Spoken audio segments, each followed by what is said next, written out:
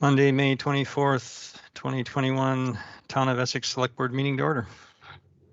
And I will do the same for the Village of Essex Junction Board of Trustees to order.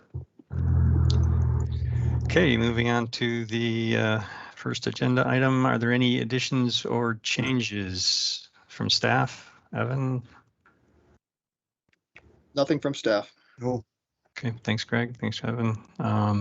Anything from board members?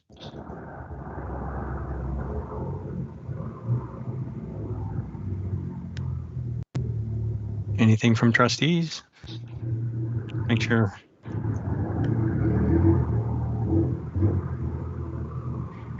Okay, sounds like no. So we don't need to approve any changes. Andrew, you want to take the next? Yeah, thank you for that, Andy.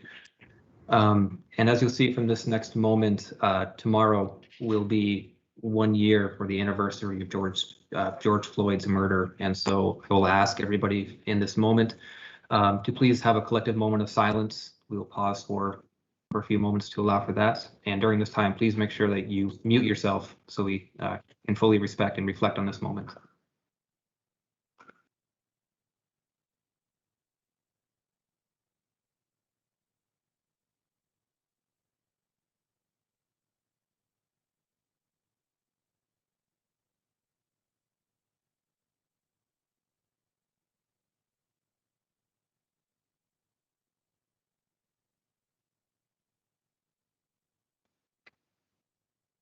Thank you all.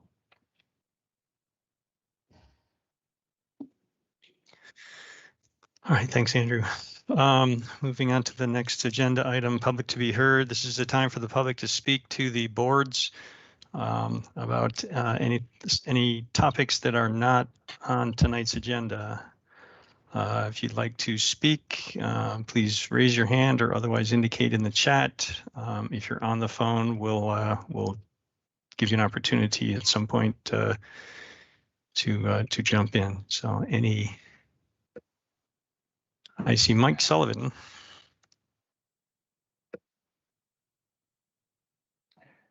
Andy, I think Mike was just being admitted. I think Ken Signorello has his hand up. Sorry, let me scroll down to the appropriate place so I can see hands.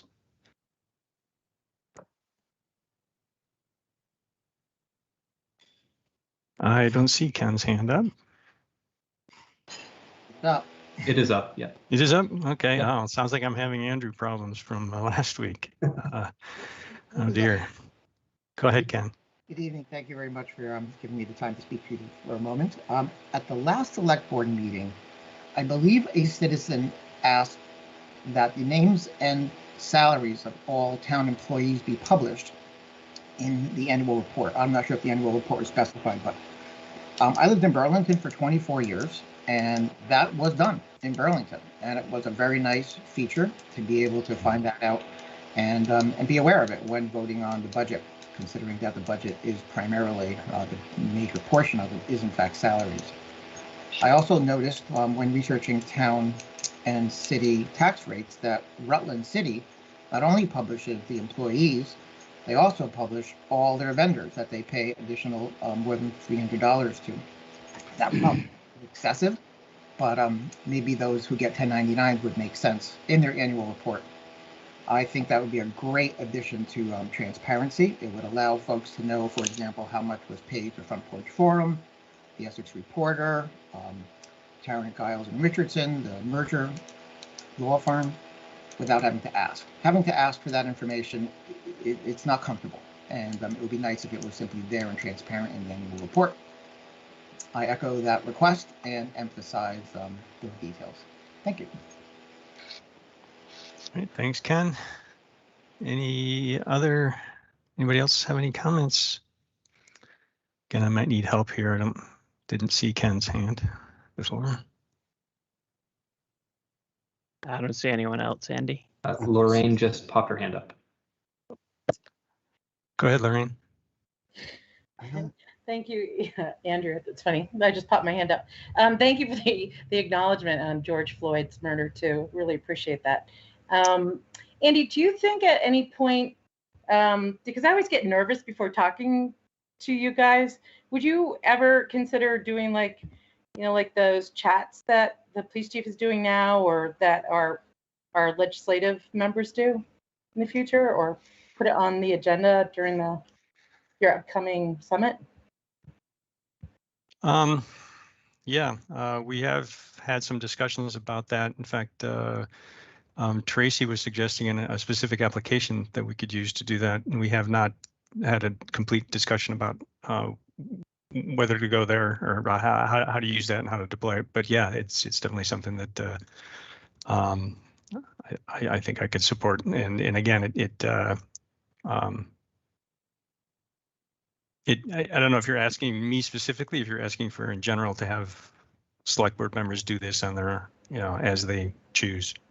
Well, I was just thinking that maybe, because what I find in terms of even Chief Hoag's and the legislative ones, that it's held monthly, that there's probably enough people on the board that one or two of you could rotate.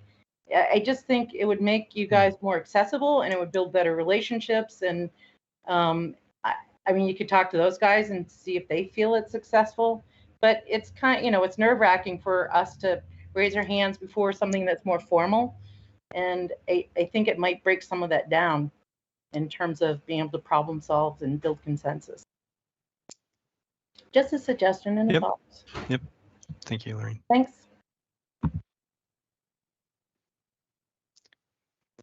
Okay, anyone else? Bruce Post has his hand up as well.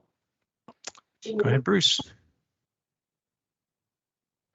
Excuse me. Hang on. It's Mary, Mary. It's Mary and gonna I are sharing, so Mary has something to say. Okay. Okay. I have a couple of things to say. Number one, I'm just wondering about this whole thing that I heard about where there's some kind of an agreement you're going to be working on with the junction. That's on the agenda. So it's on the agenda. So my question is, why are we even working on it? I think at some point we should have a chance to raise a question about why you're even going with it. Yeah, that's on the agenda, and you can certainly ask that question. Okay, so I can say, so the next thing I'll say then, and I'm sorry because we just got the agenda, that was our fault. The other thing is that I'm still very upset that absolutely nothing has been said or done about Patrick's behavior, and including Vince's, nothing. And when the select board can't even make a comment that we're sorry it happened or whatever, then you're condoning it. You're saying it's okay. And this is going to become the new normal. And not a word has been said by anybody. And all I can say is shame on all of you, because this was disgusting. And then you went ahead and you elected a self-proclaimed douchebag to be the vice chair, a self-proclaimed douchebag who has made it clear that he hopes that we feel a lot of pain in our town. And now he's one of the negotiators. Of course, that's on the agenda. And I'd like to know, Evan, you're supposed to be a manager. You've said nothing about any of this. And I'd like to know why that is. And I'd also like to know, Evan, how you can possibly work for two masters.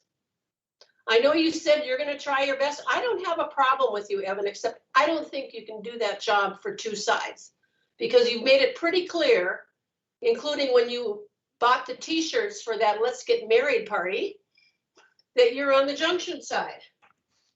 And I just think this whole thing is disgusting. And I want to tell you that if you think it's going to go away, it is not. This is not going away. And I am very disappointed in our select board, all of you. Thank you.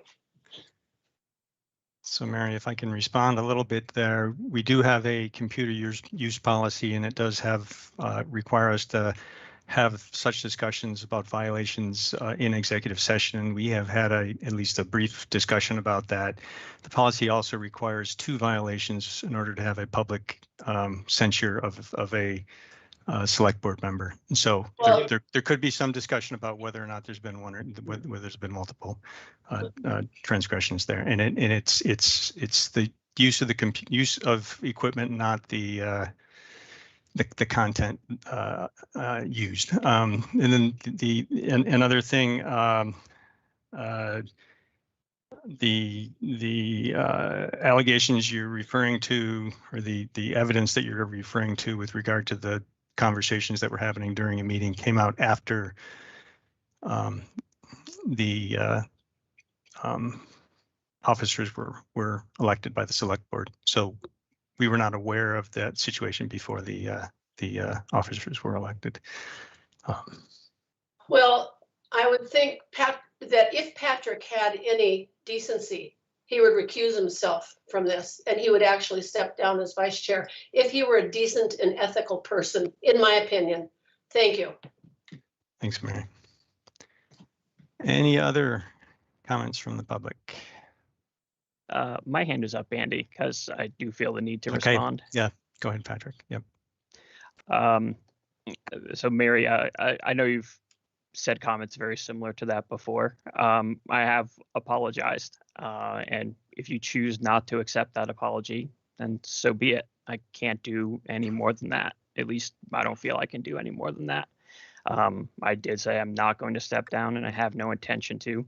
I didn't violate any laws. I didn't embezzle money from the town.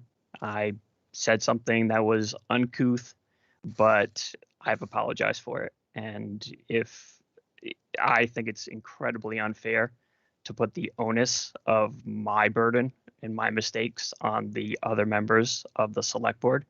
It's not up to them to chastise anyone for behavior, especially my behavior. They did not have a choice in that, and it's wildly unfair to call them out for that. Certainly feel free to call me out. You can do it every meeting if you choose to, but I believe very strongly that if I have apologized and choose to move on, if you don't want to, then that's absolutely your prerogative. But that's the point of the issue, and that's really all I'm going to say about it. Andy? Andy, could I make one more comment? If it's brief. Yeah. I just wanted to say that, in my opinion, the apology that was given was about the fact that they were using devices during a meeting. I don't believe there was probably anything said about what was said and how it was said and the crudeness. So that's one of the reasons this is not going to go away for me. Thank you. Okay, thanks, Mary. Okay, anyone else? Sarah Michelle Stoltz has her hand up. Sarah Michelle, go ahead. Hi. So my blood is boiling a little bit. I'd like to go back months ago when the Essex retorter became a thing in the community. And that's where I think the problem began, because a lot of hate, a lot of anger, and a lot of accusations came out and started happening. And that has created a huge rift in the community. And I believe that is the beginning of the biggest problem in our community. So I want to say to people who support that newspaper, quote unquote, that you started this and you get what you give. And right now, all I'm hearing is that hatred and that anger. And I think that you need to look at yourself and see, gee, maybe I'm not treating other people correctly. And maybe that's why all of this anger has come out. So again, you get what you give. Secondly, I oppose the idea of listing employees' salaries. I think that is super disrespectful. And I think it's a really bad idea. And I think it's going to cause more issues than anything. And I do wonder, before you even consider that idea, looking into just how the employees in Burlington feel about that. So please take that into consideration. Also, if we look back at many chats during meetings when Elaine Haney was chair, there was disgusting and disrespectful conversations happening. That again was the beginning of all the disrespectful behavior that was going around. And in my opinion, people have probably been saying these things behind their backs. Many of the same people who have been commenting during public hearing. And I don't hear anything positive. So maybe those people commenting in public hearing need to start looking at things more positively. They might find a lot less stress in their lives, and they might also create less stress in other people's lives. Thank you very much. All right, thanks, Sarah Michelle. This is Bruce. Can I change the subject? Yes, go ahead, Bruce. Okay, thanks. First of all, regarding chat, I chair the State Library Board, and we had a hearing last December with 70 people online. Chat was activated, found it very distracting, and so did the board because messages would pop up. If you're chairing an in-person meeting and people are making noise in the audience, you'll ask them to take their conversations into the hall. So it's not distracting to the meeting. And if people want to speak, you ask them to raise their hand, and that's what goes on in this meeting. So I would not support chat in these meetings. I think it's a distraction. On salaries, it's public information. It should be disclosed. When I was on the select board, I asked for it. I got a Xerox sheet of paper that mentioned no one's names, just position: patrolman, $35,000, secretary, $40,000. They deprived the select board member of that information. Let's get it out there. There's nothing secretive about it. It is public information, and we could request it and publish it ourselves. I think that should be a policy of the town. Thank you very much. Thanks, Bruce. Any other comments from the public?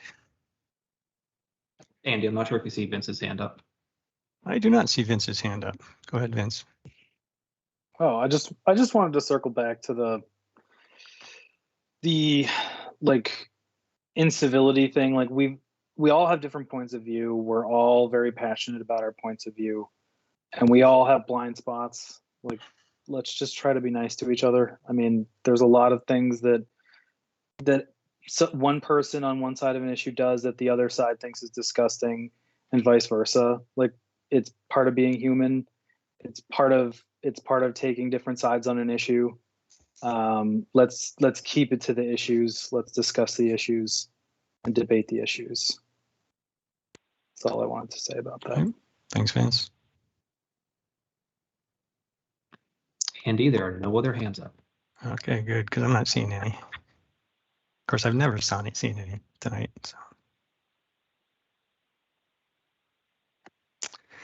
All right, and scrolling down, I don't see anybody that's on the phone. No comments in the chat of anybody saying they want to speak. Oh, there is one person on the phone.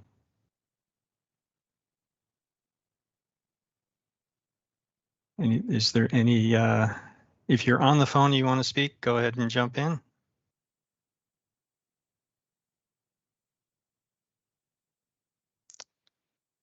Okay, sounds like no comments there. So then let's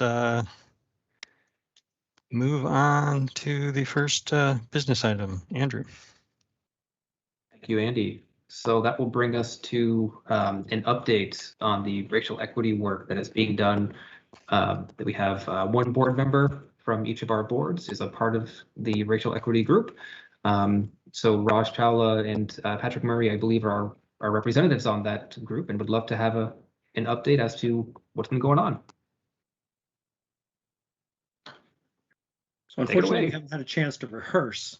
No, so but I do have- think that Marguerite volunteered to start off. That sounds great. And We do then have- once she sets the table for us, Raj, then I think we can follow up with our individual comments for the subgroups that we're in. I think we may have a task force member that wants to offer some information as well. So Marguerite, are you here? I am. Awesome. Yes. Thank goodness. Yeah.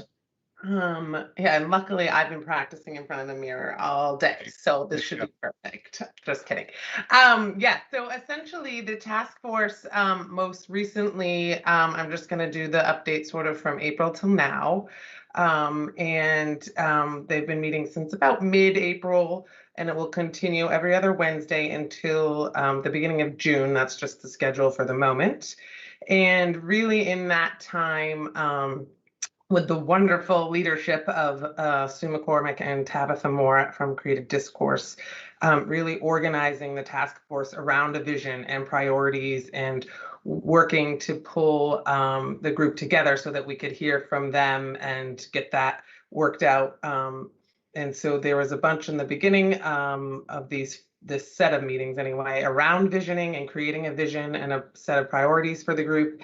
And from there, we got a nice, at least sort of start to all of that. And we were able to then decide on some priority subcommittees and groups where we could at least focus some work, because there is so much that people feel they want to do and work on. So this way, at least it will create some focus there. And those are the subgroups that were just mentioned here that Pat and Raj, and I think Lorraine is going to speak to in just a moment here.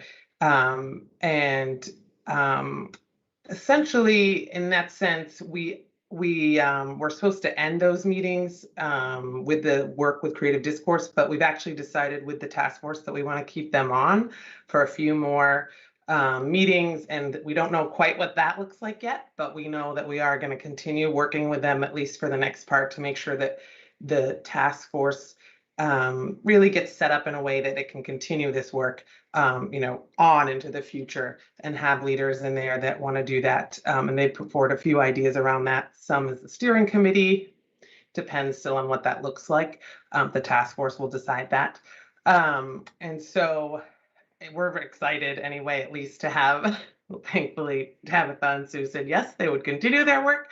So I think everyone was relieved to hear that as well, because their facilitation has really been key into actually getting us all together and in relationship with one another, and those voices to be heard. So with that said, I will kind of go on to the 3 groups that have been sort of formed out of this, which Raj is in one, and I will let him speak to that, and Patrick as well, and then Lorraine. I'm not sure which one of you wants to go first. I can pick if you want, if that's easiest. Raj, I just saw you go off mute, so you just. Yeah, I'll jump in. I was going to volunteer Lorraine, but that's just mean. So there's 3 sort of subgroups that we're dealing with right now. I volunteered to participate in one of them, looking at municipal investments in equity and representative leadership. And it's primarily concerned with exploring, our municipal government makeup, our representation on boards and committees, how our municipal government makes decisions, sets budget priorities, as it all relates to equity and inclusion. It's been some very interesting conversations. I think it's a little premature to get into a lot of what we've been talking about at this point, because we've just started to dive into it. But some of the key ideas are really exploring how do we recruit and welcome more members of our community to feel comfortable and able to serve on our elected boards, appointed boards, as employees of the community. How do we retain those people? How do we reach various populations, or a more complete form of our community? How do we reach out to those people and let them and offer them some access and ownership over their community? And so that's a large part of what that subgroup is spending time discussing and brainstorming around. And I'll just leave it there. Like I said, I don't want to get too deep into some of the things we're talking about right now, because they're all a little on the beginning. We've also been talking about candidly about what we feel are some of the barriers to participation and representative leadership. and how to overcome them. The most recent meeting we had last Wednesday, our subgroup listened to a presentation about, I think it was from Evan, about mapping our municipal budgets to these topics. Where does this work appear in our budgeting, and how can we identify areas and perhaps measure success, or discover areas for improvement. So that conversation began last week. And out of respect for Lorraine, I'll ask Pat to go next. Thank you so much, Raj. So I've been on the policing subcommittee. The policing subcommittee was really kind of formed and dedicated around both the structure of the police department and what we as a community want to see from our police department itself. There was as part of the beginning work that the larger group did was sort of examining the feelings of our BIPOC community and their interactions with the police, and the fairly significant difference that they felt as BIPOC individuals interacting with the police. There was a significant gap in the level of safety that they felt versus those who were surveyed amongst our white community members. So we kind of take that information and are doing a deeper dive into that data as part of this subcommittee itself, which is made up of Chief Hogue, who has been in every respect, I would say, amazing at the job that he's done. He's been very supportive of all of the work that we're doing.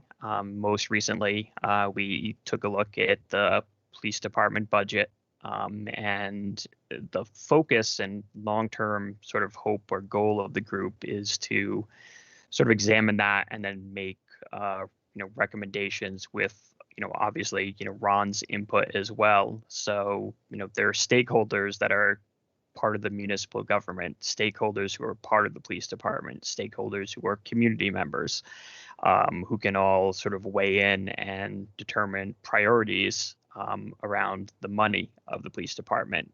Where do we want to see investments in the policing system and the structure that we have in Essex? There was some small talk about the desire of citizen oversight of policing, but that's very, very early days. There was nothing really specific covered on that yet. We're really still setting up the structure of this sort of policing subcommittee. So right now, we know that Ron is going to be kind of our municipal lead for that. And then we are also going to have a member of the general public, not a municipal employee, who's going to be sort of the secondary leader. So when we come together as a group, we're going to have Ron and whoever the second volunteer is, working to sort of be co-facilitators of the conversations that we have around the structure of policing, how we can make sure that all members of our community feel safe and welcome in Essex, and specifically what the police department can do to make those outreaches if that's what we want to do. If they feel, or if we feel that maybe there needs to be a larger commitment towards what we're doing is regarding mental health in our community, that might be something that will come up and get recommended as far as a budgetary priority. So there's lots of different avenues that the subgroup is kind of exploring. I don't think anything is kind of getting ruled off the table yet, but a large part of what we've been doing, as a smaller group, is deciding, how do we approach these conversations? How do we make people feel comfortable in having them, and how do we get buy-in from the community? Make sure it doesn't seem like this is a token effort. We don't want this to seem like hey, the police chief and some 40-year-old white dude got together and they ran this committee and they recommended no changes. It needs to have community involvement. It needs to have voices of the entire representation of Essex in it. So that's where we've gone so far with the subcommittee group itself. It's a lot of numbers examining. I'm sure it's going to be, more going forward as well, but I'm really looking forward to, as we do move forward, sort of figuring out the priority issues for, tackling this amongst the group members themselves. And then Lorraine, I believe you're up to speak to the last subcommittee. Thank you, Patrick. I'm laughing because you guys did my job, actually. So I'm on the communications subcommittee, and Marguerite serves with me as well as Kathy. So there's only 3 of us. And our what we're working on really crosses over what Patrick and Raj both said, is how to engage the community and how to get the word out in terms of what we're doing. We've heard from different people in the community that they don't feel informed, and some people who want to get more involved. So we want to create avenues that will allow for that and create more engagement. I also would like to encourage people, when Chief Hogue has the coffee chats, to please attend if you can. I believe he had committed to doing at least one in the evening at some point. I don't know when the next one is coming up. And I'll see if we can find out if there is sign-up sheets for those at some point. Marguerite and others have done a great job in terms of creating a landing page for their work on equity. And on that equity page, there is a form to sign up if you want to receive email notifications. So I would love it if people who are listening in tonight to please go to essexvermont.org and just search equity. It'll bring you to the landing page, and you'll see a sign up for an email address. And as we kind of get our feet on the ground in terms of what we're going to call things and really digging into the work, we would like to send regular updates.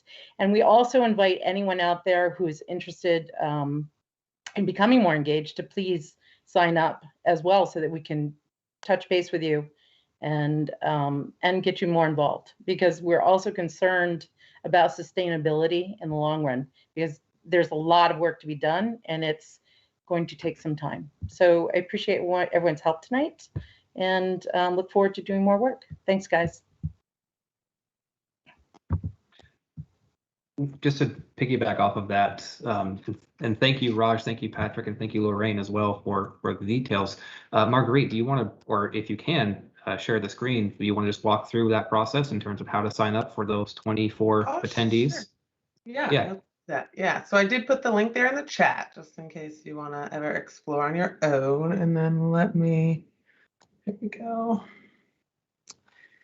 So yeah, so if you come to this page here, it's just this green button right here. And so then you'll click on that and basically just enter your email address and hit submit, and then you'll be good to go. And I assume there was another reason why you had your hand up besides that? It was just to make sure that you, in the chat there, I did put the URL in case someone wanted to click on it. So that was it, but thank you. Thank you, Marguerite. I'm quite encouraged to hear about the subgroups, the work that has been done today, and moving forward, I'm looking forward to hearing more. In the meantime, are there certain recommendations or certain requests that either the entire group and or the subcommittees have of either of our boards?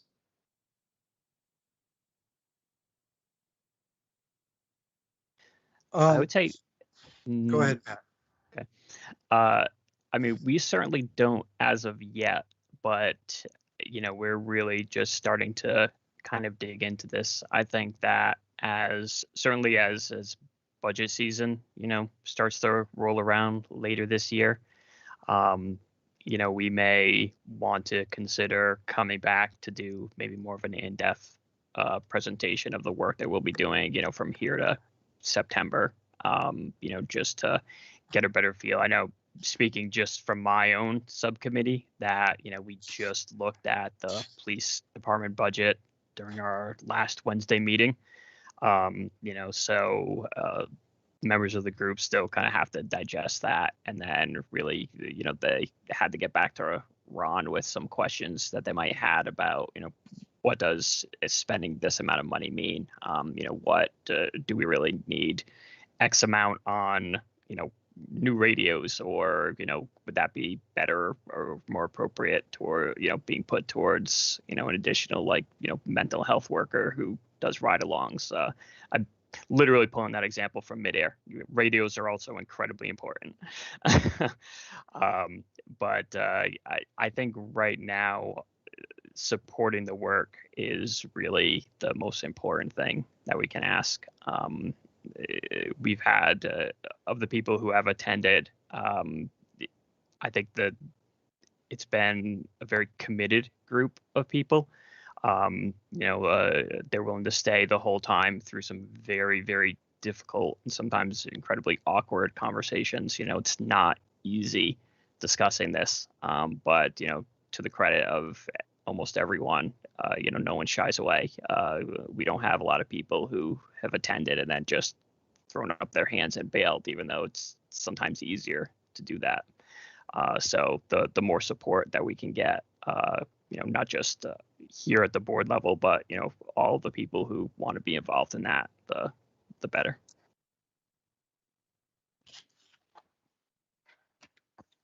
Go ahead, Evan. Sure. Thank you. And so thank you for your question. And so one of the things that I think that the boards can start thinking about, which you've already done some very nice things, when we talk about diversification and representations on the boards and the committees, you've already started with one piece, which was a stipend system, because many people in the community just don't have the wherewithal financially or otherwise to participate for many of their own reasons that one can think of for themselves. Other things that we've been talking about is thinking through a different lens of how do our decisions get made. We have two budgets, the village and the town budget. There's money in those budgets, but how is that decision made of how we prioritize? We have lots of activities that are buried in layers under that budget. And how do we hire? How do we recruit? How do we rate? How do we retain? Are we an inclusive organization, or do we just go through the motions?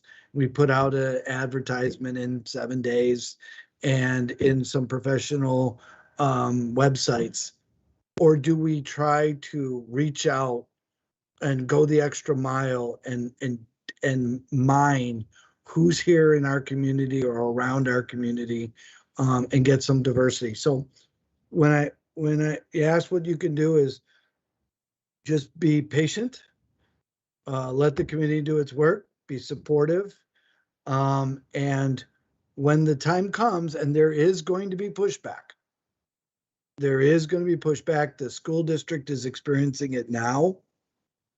Be mindful that it's coming, but do what you feel is right for the direction of the community. And that's just one thing. And I'll just say that the committee's doing excellent work. And tonight is an example. We did a moment of silence for Mr. Floyd and his family. I can't think of maybe a year ago or more that if that tragedy had happened, we would have been prepared for this. And the work that we're doing is making us mindful that this moment and those moments really matter. So hats off to the committee. I'm really pleased to be a part of it and helping in any way I can. So. I'll just briefly echo or thank Evan for what he said. It echoes a lot of what I wanted to say. I mean, from the subcommittee that I'm on, after the discussions we've had and conversations we've had as a board in the past, and all the extra effort we went into the Housing Commission, finding members for that. Tonight and tomorrow, we've got 4 positions that were just simply consent agenda, reappointing people to committees. And I think we're very lucky to have all those people, and I'm very thankful that they're serving. But that's one big example of kind of what we're talking about. It's sort of a de facto reappointment. And while it's great to have their service, and they've been great, all of them have been great additions to those committees, it doesn't really open the door or put the board effort out there to find new people and get new voices and serve different aspects of the community. So that's just an example, and that conversation's coming, and it's going to take, from every single one of us, board members, it's going to take a lot of work to go out, because the only people that are going to do the engaging are really us at this point. You know, it's going to be up to us to go out and find those people, and then be willing to step aside if good candidates come forward. So that's part of the conversation, and it's really, it's been interesting. For the trustees, Raj, you mentioned tomorrow's meeting. Tomorrow we are going to talk about that exact topic during our agenda additions or changes. So thanks for that primer. Other board members, questions, comments?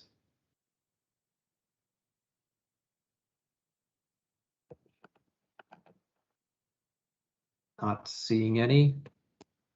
Evan, I assume the hand is the continuation? Just put it down. Great. So before we move on to the next agenda item, comments, questions from members of the community? Ken, why don't you go ahead and kick it off? Thanks. I think this must be for the municipal investment and equity and representation issue, because that's Raj. So I've noticed 2 things, Raj. I want you to be sure that you noticed it as well. When we had a vacancy on the select board, 10 people applied. We just had a vacancy on the school board. 10 people applied. So clearly, there's not a problem with people who want to serve. There must be something about running that is a barrier. I want to encourage your group to focus on that and try to figure out what that barrier is so that it makes sense to address it. The stipend clearly is not the issue, at least for school board and select board. 10 people lined up to apply. So I'd encourage you to think about that. The committee problem that you mentioned, that's a real problem. So here's a suggestion that I'd like to offer you. I've been in a number of professional associations, and what they have is a committee, the nominating committee, whose sole purpose is to identify people that should serve on committees, and they make it their job to make sure there's at least 2 candidates in each spot. That might be a nice idea to put together, a nominating committee to help identify folks that might want to serve, that might not just step up, and you could just say, hey, you should serve. That's it. Thanks. And Ken, if I could address a couple of those things, you're absolutely right. 10, I don't know how many are up for the school board position in the village, but I do recall the select board seat. And I guess what I'm looking for is not number, but who. So I would disagree that just simply having 10 people from our community show up for a seat that doesn't require a race, I would take issue with that, meaning that the stipends aren't an issue. I don't think that we can have cause and effect there. You know, running for a seat is difficult. It takes a lot of time. It's very intimidating. But even considering, for some populations, even considering that they belong on a committee, much less an elected board, in a committee, a community that's made up demographically the way this one is, I don't think you can overstate the intimidation that brings to the table. So I appreciate your suggestions, and I will definitely bring them back to the subcommittee. Are there any other members from the public who wish to address this item?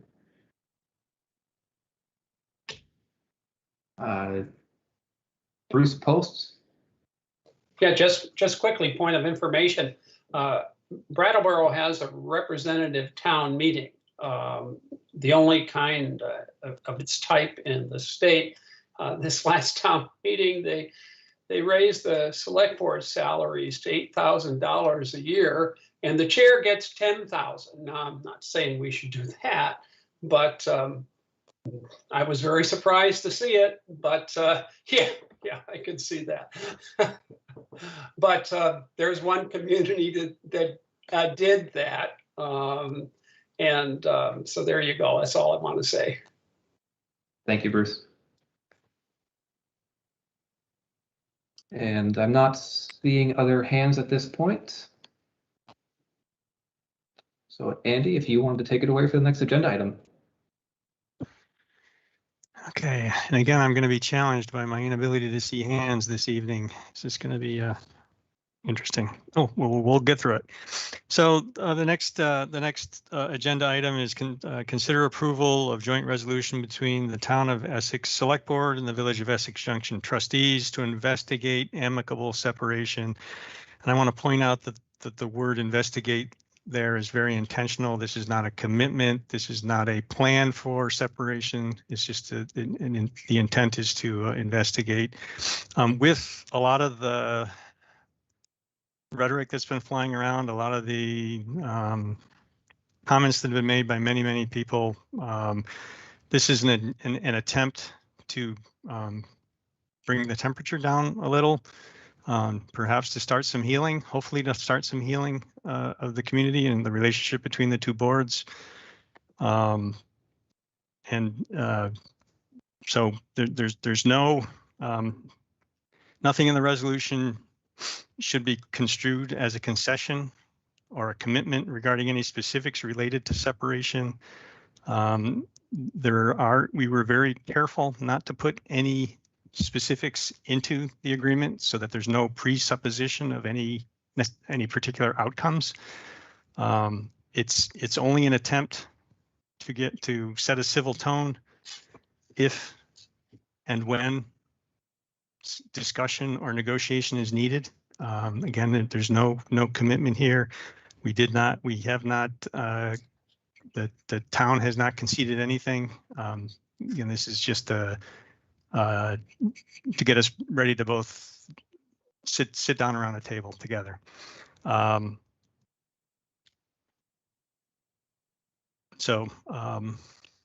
Guess with that, I know some of the board members didn't see this or many of the board members didn't see this until it came out in the packet on Friday. Guess I'd like to open up to, I guess, Andrew, go ahead. I'll let you.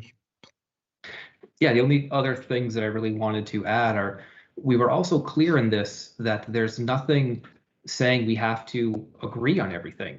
There's nothing saying that either one side or the other is prevented from having a disagreement.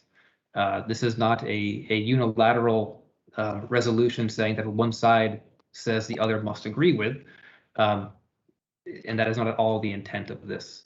I also wanted to make sure just to stress that we as our boards really can help to set the tone of the community conversation. We can't direct the community to do anything. We can't tell the community not to do anything.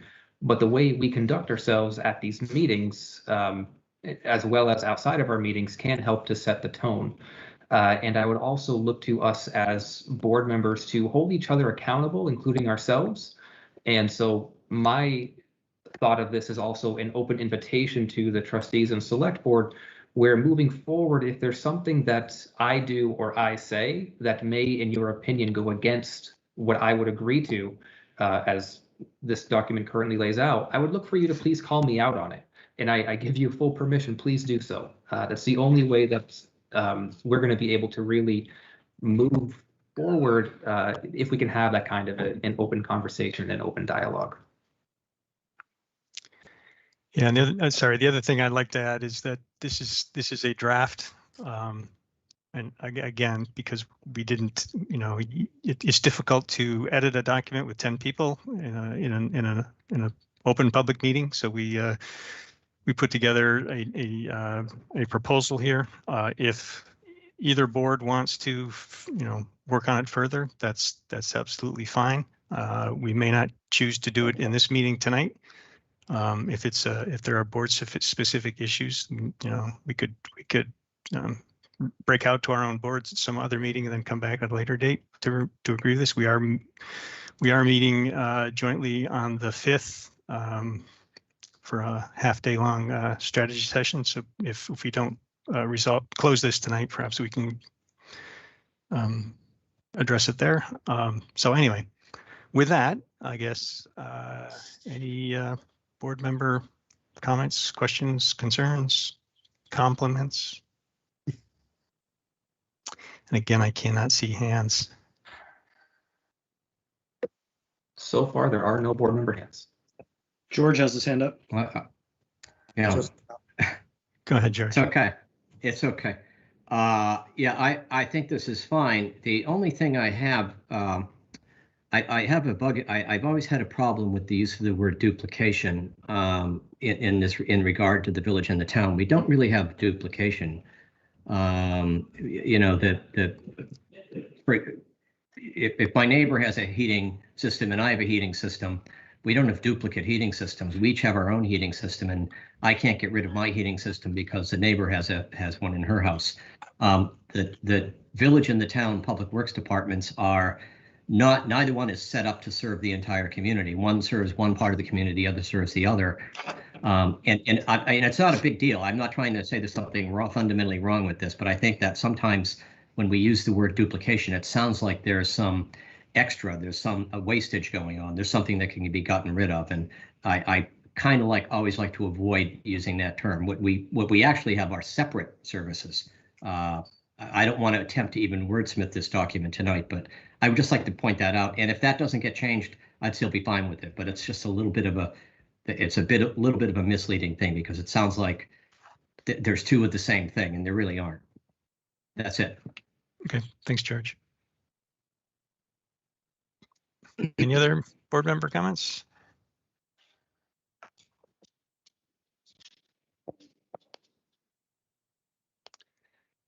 Again, I cannot see Tracy's hand is hands. up. Go ahead, Tracy. Thanks, Andrew. I was just going to jump in anyway. Just a really quick point. After the two bullets, I would prefer to see another bullet that gives us the opportunity to discuss things that aren't mutually beneficial agreements or existing MOUs. So, something along the lines of, anything else the boards mutually agree that would fall under this agreement. As far as the next statement, the select board and trustees agree to allocate staffing resources necessary. That's a little bit too vague for me. We haven't discussed this topic at all jointly. We don't know what the level of effort is. We don't know the time involved. We don't know the scope. So I would very much prefer not to talk about staffing resources at this point in time until those conversations happen. Additionally, I think it's worth discussing the select board and trustees agree to allocate staffing resources. Does that mean that the trustees would open up staffing resources from the village to be accessible by the select board and vice versa? I think a little more clarity is needed there. And I would also highly recommend that the last point, a majority from each board agree to amend, rescind, or suspend. How I read that is a majority of both boards have to agree to amend, rescind, or suspend. I would offer up a suggestion that a majority from each board need to agree to amend. However, a majority of either board is needed to rescind or suspend. And I guess since we haven't had those discussions, I'm not really sure that we're there yet. Not that I disagree with amicability. I'm totally on board with that. But my concerns are what I stated. That's a good point. Maybe you should say a majority from either board, right? Well, yeah, you're right. There's some, if one board doesn't agree, that it binds the other one, the way this is written, doesn't it? One, it doesn't say that an individual board can withdraw independent of the other. Andy, from my opinion, that last one, I would be perfectly fine with that. It makes sense. If one board wants to rescind it and or suspend the resolution, that's fine. Just like any other agreement, you can't amend an agreement without both sides agreeing. Right.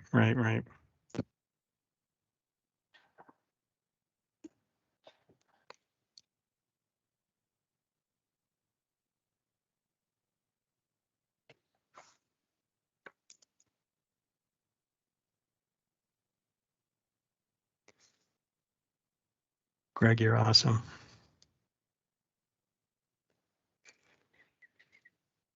You're welcome. Yeah, thanks. Any other board member comments?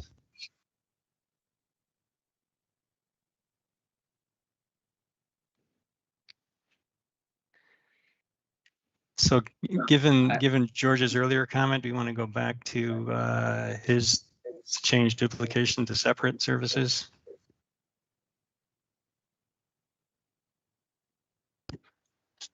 You probably need to change more than that. Yeah, give it a okay. shot, see what you can come with, but it doesn't quite capture the situation correctly. I think yeah. And we certainly don't edit it tonight if that's inappropriate. I mean, you could just say something simple again. Whereas the populations of both the village of Essex Junction and the town have increased, the need both governments have. This has caused both governments to have some separate services, something like that.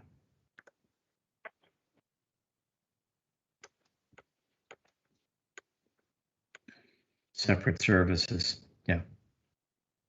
There you go. All right, thank you. Any other board member comments?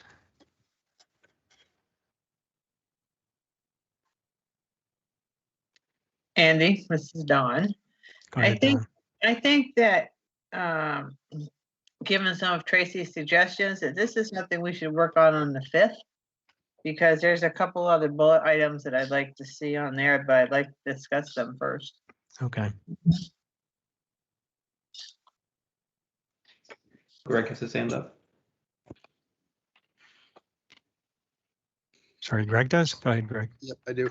I think it's good the boards are talking about when to meet together. I think that's later on the agenda tonight. The meeting for the 5th is pretty packed already, and it's going to be a tight timeline. My advice would be to not try to pack this in to the 5th as well, but to try to find another time if the boards want to meet on it jointly. And Andy, if I may. Go ahead, Andrew. The only thing I would also add to that is after this, we don't have much else to talk about tonight. I personally don't see why we can't see how far we can get.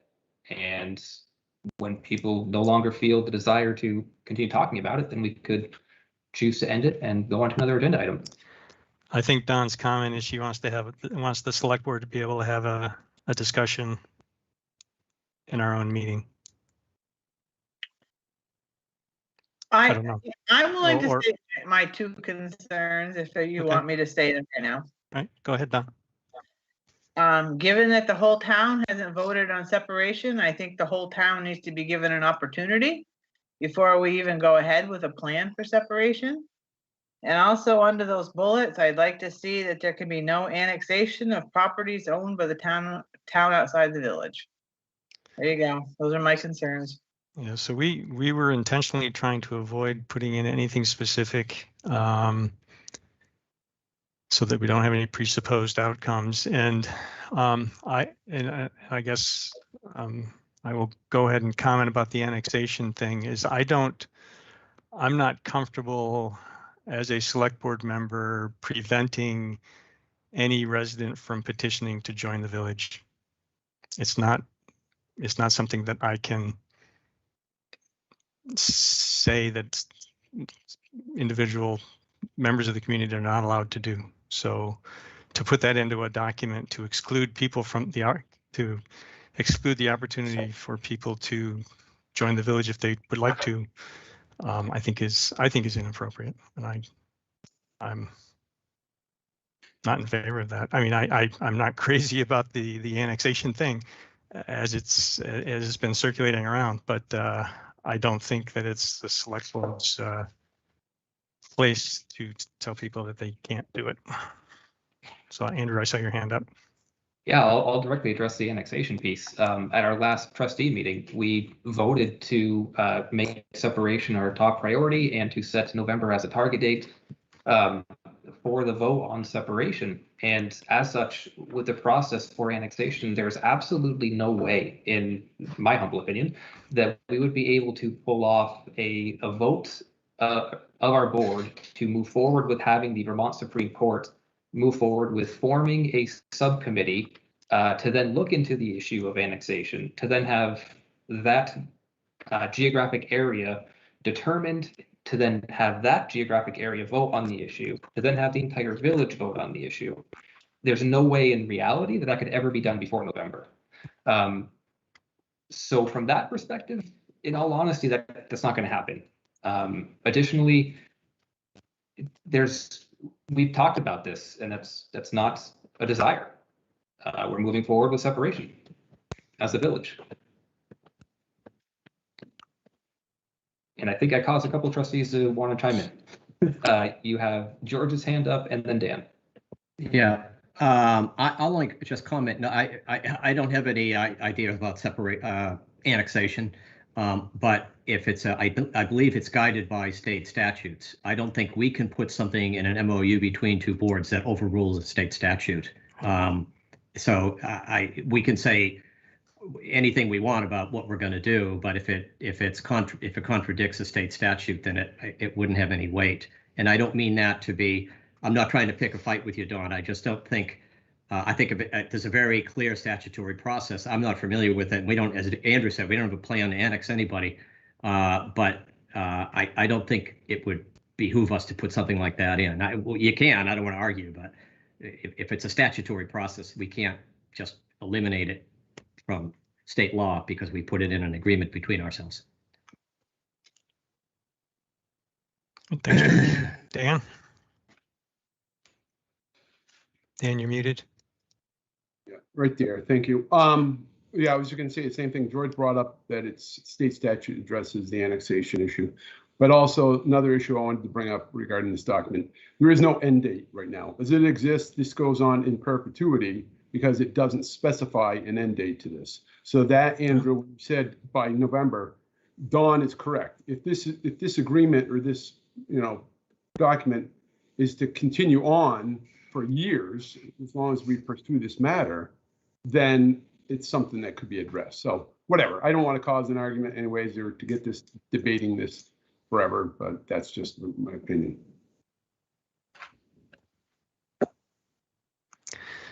So Don, we talked about annexation. What was your other point? I neglected to write it down. I'm not sure if everyone had their say on merger, so shouldn't the whole town have their say on separation? My concern, that's all. Yeah, we don't know what the legislature is going to require. All that we have, again, Andy, if I may jump in. No, yeah, go ahead, Andrew. All that we have are the examples that have been set forward by previous villages separating from their towns. I think the select board saw that article from the Secretary of State's office. If you haven't, I'm happy to email that to you and to have that be included into a packet. In essence, Winooski and Newport are examples of two communities where the town did not vote on that issue, but rather at the time villages were the only ones to vote, both of which were approved of by the state's legislature. So the precedent has been set on that. Yeah, and there's no statute around separation. And so the sitting legislature can do essentially whatever they want. They can choose to follow precedent or they can do something else.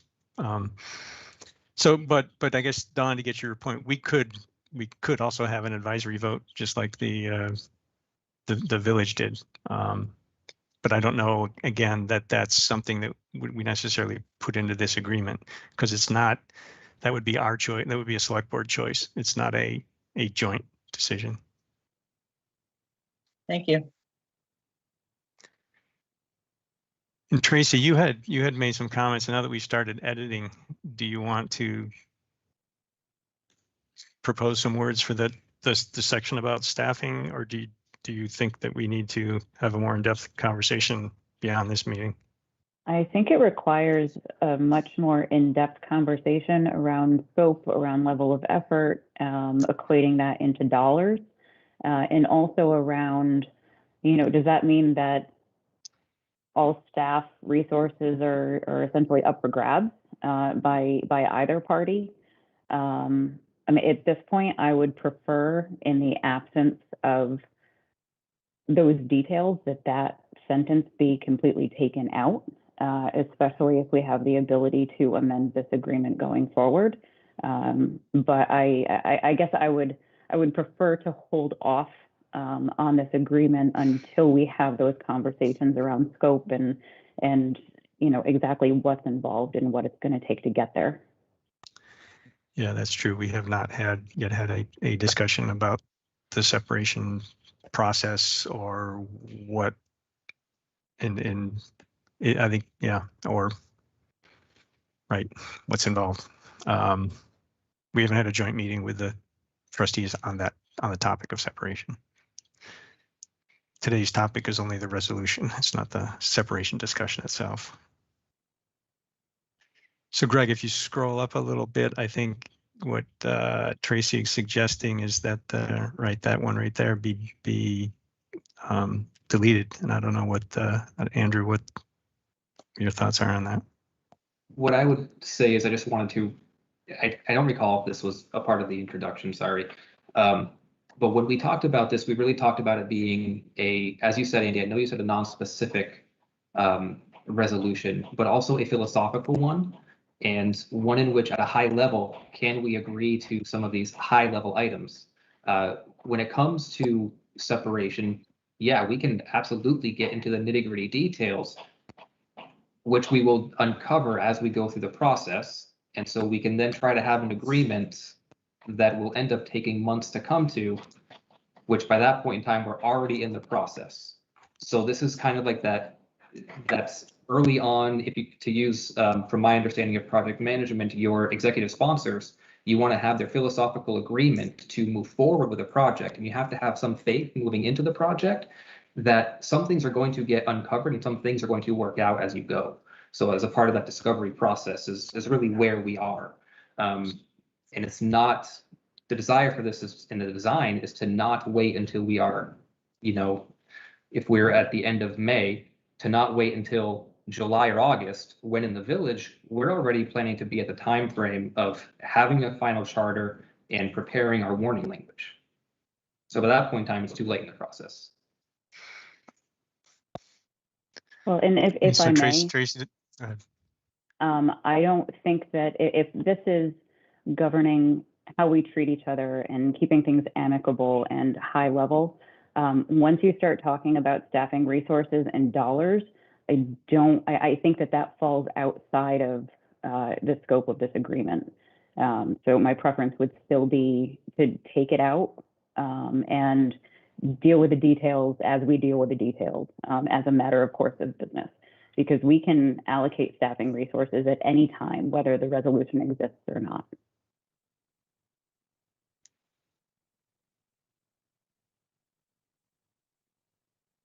I guess for me, where it is if I think of dedicating staffing resources in a way which, if they don't impact the progress of other needed municipal projects, and that means there's no negative effects to any one entity, either the village or the town. And if there would be any impacts on either entity, then that would go directly against this. So if Evan were directed to spend an entire month on separation, then I'm sure the town would be harmed in some way, and that would go completely against this. And so that's the type of thing that this is intended for. Does that at all help? with what you're saying, Tracy? Not really, because it again ties into Dom's comment that we have no idea how the town as a whole feels about this topic. So agreeing to allocate resources without a detailed, specific plan, I'm not comfortable doing.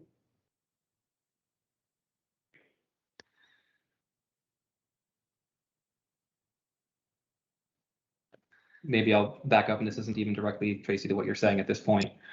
For me, I guess I want to remind the way that we, as the trustees, are operating with this is we're using that model of Winooski, where the village has decided to move forward with separation. We want to do this amicably with the town, and please don't take that statement to be an ultimatum. But this isn't the village. This is the village looking to separate from the town. That's the process that we are having, or that we are going through. Which, yes, there is an impact to the town, but the process is the village is separating from the town, not the town deciding whether to separate altogether. So I guess from that higher philosophical sense, there's a little bit of a distinction there. And Andy, you can't see it, but Dan's hand is up. Yeah, I'm sorry. Go ahead, Dan. Yeah, to speak to what Tracy said about this resolution and having the public weigh in on it. This is a resolution. The state legislature passes resolutions all the time. It's not a binding agreement to anything. It's a resolution. We've done resolutions throughout my term or through my time on the board, not numerous times, but probably a half dozen or so times. So I don't think people should be reading more into this than it is. I think it's just a friendly gesture between two boards saying that we're going to work through this issue amicably. As far as dedicating staff time to it, I hear what you're saying about that, how that could be construed to be maybe misuse of public tax funds for another municipality or what have you, however you want to look at that issue.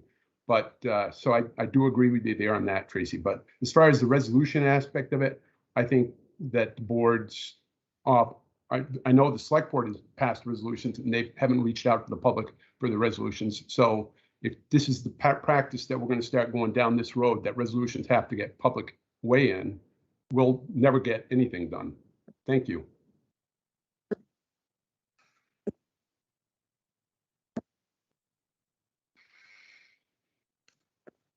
So Tracy, you're asking that we not, or no, you're asking for this language to be removed. It sounds like Andrew would really like it to stay in there. Does it help to consider that, you know, you've asked, you said that there's no plan to size the effort against. The intent here is to find out what that plan is. So in order to get to a point where there is a plan that can be, there also, but I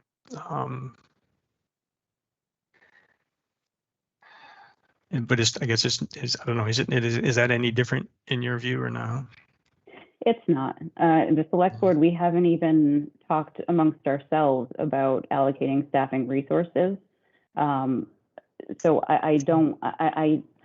if the overarching goal is to be high level and how we work together and the underlying tone being, you know, for me, common sense, we respect each other. We speak to each other like adults. We don't, you know, get into the mud. We take care of business in a responsible and amicable fashion. I don't think that putting something in a resolution that has that, you know, maybe wrong, but I call it a feel-good tone. I don't think that agreeing to allocate staffing resources without at least having the conversation amongst ourselves with the trustees and identifying what that looks like. I don't think that the money issue, the staffing resource issue, I don't think it belongs. Okay.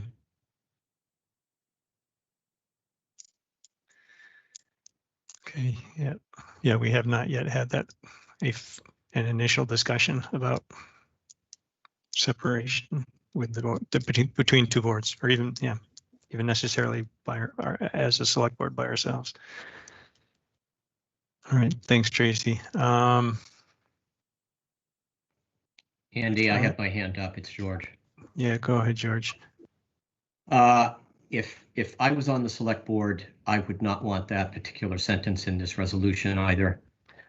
Because and I'm just trying to be very objective here, because it sounds like the select board is agreeing to allocate resources to allow the village to figure out how to separate. And since the select board has, from the select board's perspective, and I'm imagining myself being on your board, you haven't figured out where the community is. You haven't figured out where the town outside the village is in terms of separation. So you'd be allocating resources to something that you have a lot of questions about. So I totally get it from Tracy's perspective. I wouldn't be really comfortable with putting this this particular piece in this resolution right now. Thanks, George. I see Patrick's hand up. I figured out a trick that if I leave the participant view and come back to it, I can see whose hands are up at the moment that I open the view. I actually took it down, so what I was going to say was covered. So I'm sorry to disappoint you, Andy, but you were correct, and that Okay. absolutely was up. Oh man, thought I had it figured out. Do you see Vince's hand up? I do not. Go ahead, We Vince. almost had it. His hand is up though. Go ahead, Vince.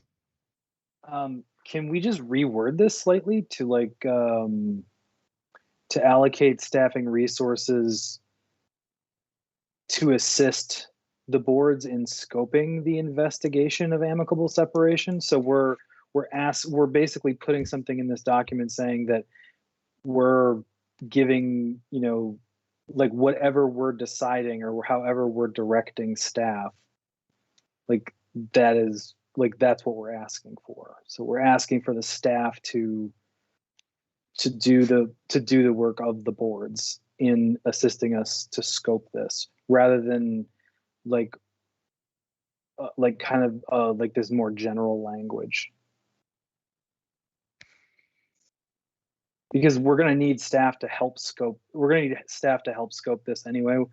I don't think I don't know that any of us have the required depth of knowledge in all the departments to really like fully understand how to scope things. Like usually in my line of work, like what you normally would do when you scope a project is you bring, you know, like project managers, engineers into a room, and then you kind of go over the details, you know, with the high level people like the management staff, the project managers, and they're asking questions of the lower level people that deal with the day to day of like, oh, well, how long is it going to take to set up this storage array or whatever, and integrate it into what you currently have. So like kind of maybe narrowing a language down to like board assistive rather than like kind of a blanket, like carte blanche investigate separation.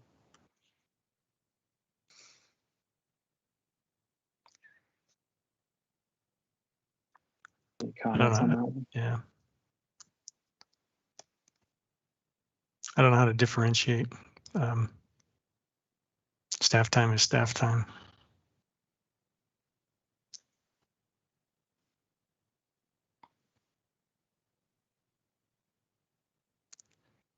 Greg's hand is up.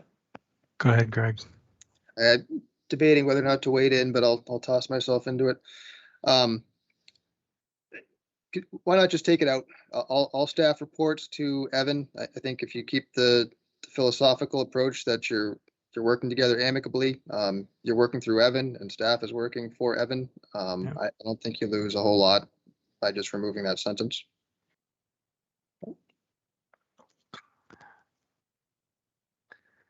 I am more and more on board with that. Andrew, you okay with it? I'm not going to make it the mountain to die on. Sorry, what's that? It's fine by me. Okay. So Greg, sounds like well, I guess maybe I should make sure. I think Patrick, you agreed to take it out. Patrick, did you? Yeah, I'm okay with taking it out. I mean, Yeah. honestly, I think getting too deeply into the weeds of us Yeah. saying anything about how staff is staff time is allocated is more Evan's job than ours anyway. So, I'm happy if that's not in this resolution. Okay, Don, any comments?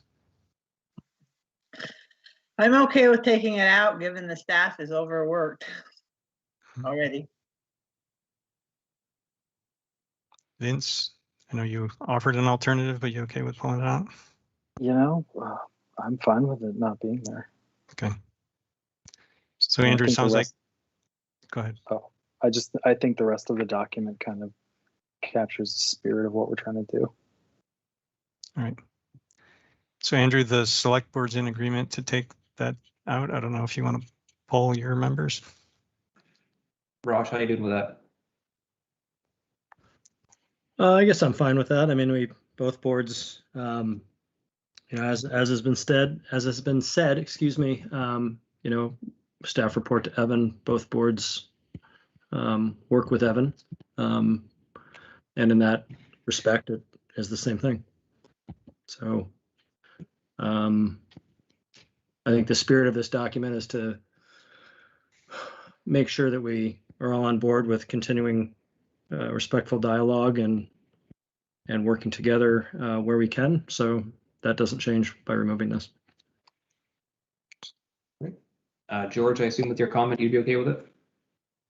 Yeah, I'm fine. I mean, I think taking it out doesn't mean that we can't allocate resources eventually if we want to, or if necessary, or something like that. I just think this is a kind of a sticky, complicated sentence to put in for the select board to agree on at this point. So I can understand why they would be not really comfortable having it in there. So I think you should take it out. Amber? I'm okay with taking it out. Dan? I'm perfectly fine with taking it out. I agree with Tracy. It could be construed to be something that is misusing funds for another municipality. So, So the 5 trustees are on board. All right. Thanks for the delete there, Greg. Any other board member comments?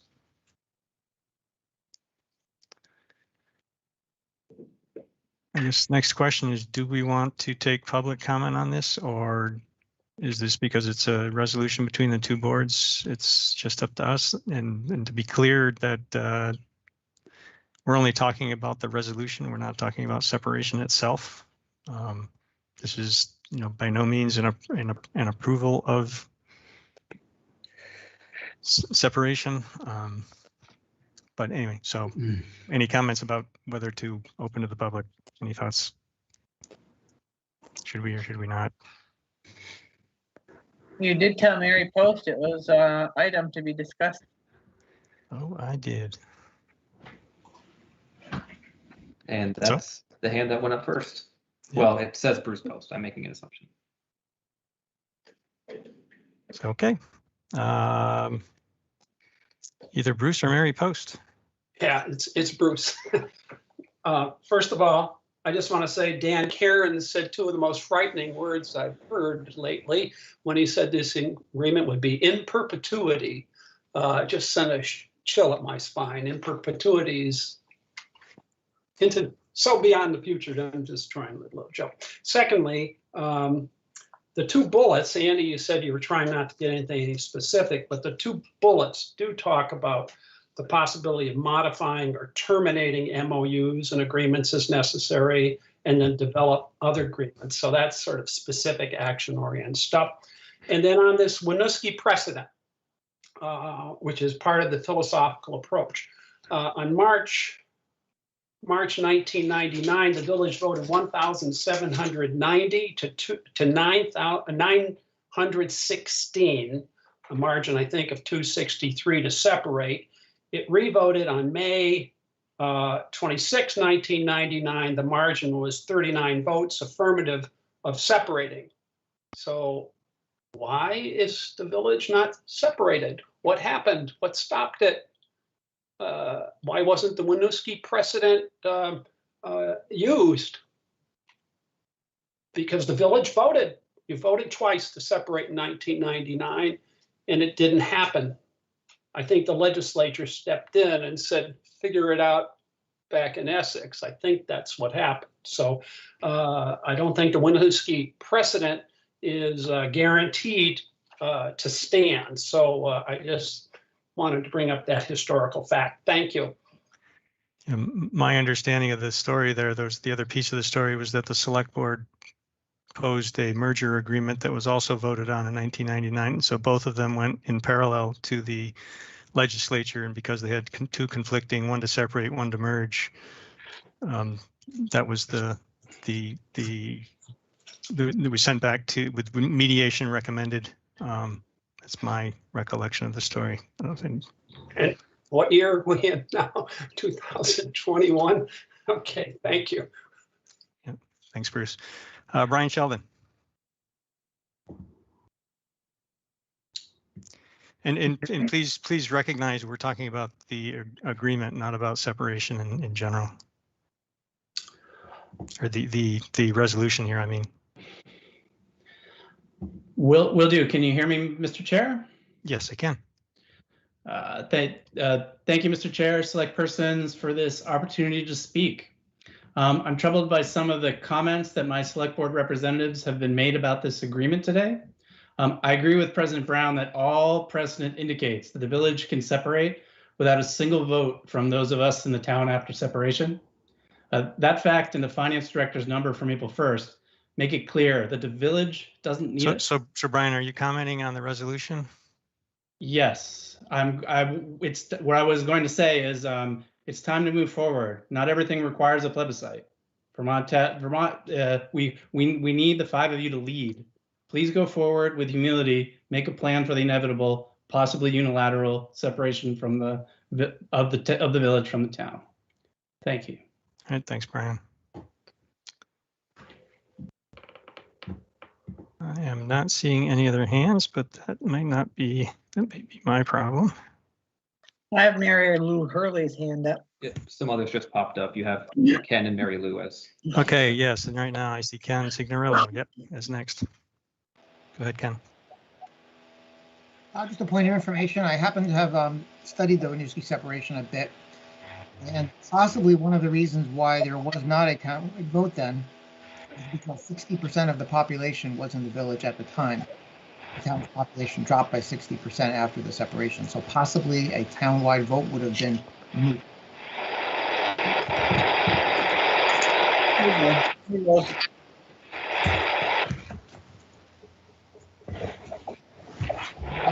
I think I'm not me. Sorry, Ken. There's some other background noise. Trying to figure out who's needs to go on mute. Did you have more to say, Ken? No, that was it. Thank you. That's it. Okay. Thanks. Mary Lou Hurley. Thank you. Well, I agree with Tracy. I'm a little puzzled how this investigation was brought about. It would seem to me that the select board should have discussed these things together before this was initiated. And also I'm confused because I don't think the village has actually voted to separate yet. So isn't this premature? So in order to go forward with the separation vote, they have to have a separation plan. So you have to do the work ahead of time. So that's the work that the village, that's the work that the village has initiated. You're right. It's not but part of what they need to figure out is whether any services need to be shared. The police department is one big one that might be in discussion, and there may be others. We have not had a discussion about that, and I'm not going to presuppose that any other services will be needed. But those are the discussions we're talking about having. And to respond to your first question about how this came about, it's difficult, as you can see, to edit a document in a large group, with 10 people contributing to it all at once. So Andrew and I initiated this together, and then I asked to have Patrick involved because of his participation in the equity group. I wanted to make sure that we didn't have anything that we were building in that was inadvertently inappropriate with regard to equity. And so that was why I asked that Patrick be involved, and then Raj was invited in as well because he's vice president of the village. So this came in as a proposal. It's not a mandate. As you see, we accepted edits from both sides of the table. Okay, thank you. Yep. Okay. Thanks, Mary Lou. Thanks for your question. Annie Cooper has her hand up. Annie Cooper. Hi, Andy. Thank you. Can you hear me? Yes, I can. Great. I came in this evening very excited. Andy, I'm so grateful that you took the time to sit with Andrew and then invited Patrick and Raj to the conversation. I think this is a great look at civility, at moving forward amicably, and I think that it's a really good look at what we can accomplish as gracious and confident people. Within that, I have two remarks to make, and I want to do so with gracious kindness. During your earlier remarks, Andy, I think it was when you were presenting this agenda item, but I can't be certain. I think so. During your earlier remarks, you spoke about the town, but I believe maybe you intended to speak of only the TOV area. I'm not sure. Your words, and I'm quoting, were the town has not conceded anything. I believe you meant the town outside the village, but I'm not clear, because as a town resident myself, I'm not sure that I would be conceding to myself, and so it's a little confusing for me. And anyway, it's just food for thought. Actually, it's not food for thought for me. I think from this moment forward, I ask respectfully that we all understand that we mean the town in its entirety, and in whatever way we can articulate that so that I feel included when you say the town would be great. So somehow we have to master the art of this language to say, when we say the town, we mean all of us. And that leads to my next point, please, which is that the town is 22,000 people. Right-ish. Never does the select board represent only TOV residents. Only and always does the select board represent all of us. You're at-large representation, and you represent every single one of us here in the village. Even when you want to disagree with the village trustees, even they are residents of our town. And they also happen to represent those of us who live in the village. It's a wild ride. That's why we're on it. That's the problem, right? We're stuck in this, all of us. And that was what the merger discussion was about, and that's what this separation discussion is about. To Tracy's discussion points, here's the thing. All 10 of you, and I'm just saying the same thing again, sorry.